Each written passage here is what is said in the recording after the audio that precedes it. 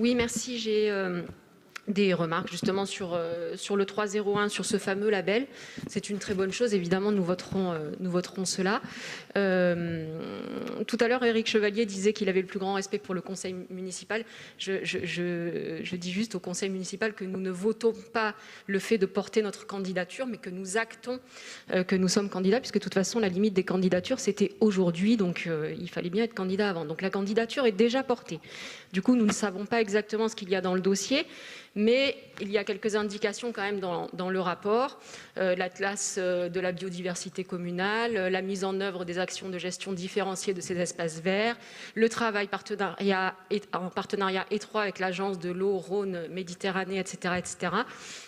Je trouve dommage, après tout ce que nous venons de dire, là nous avons passé quand même beaucoup de temps à parler de développement durable, de la place du vélo, du sport, etc. Quand on va voir, je suis allée regarder un petit peu ce qu'il y avait dans ce label. Il est noté dans le rapport que c'est un label régional, mais l'État participe aussi à cela. Donc c'est l'État et la région qui sont conjointes là-dessus. Vous avez quelques exemples. Et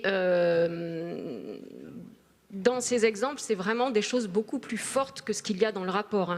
On a par exemple définition de zones dédiées pour de futurs espaces de nature dans les différents documents d'urbanisme. Ce serait intéressant qu'Aix travaille sur cette question-là.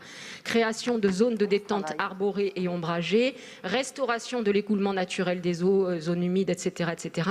Développement d'alternatives aux pesticides, etc. Je ne vais pas vous faire la liste parce qu'il est déjà très tard, mais je trouve qu'il y a un différentiel entre la candidature, enfin en tout cas le peu qu'on en a dans le rapport porté par Aix et ce qu'il est possible de faire avec ce label. Alors, je ne sais pas si la ville d'Aix obtiendra ce label, je le souhaite bien sûr. Peut-être que ce sera le début d'un moteur et de quelque chose qui pourra faire travailler plus dans le fond la ville.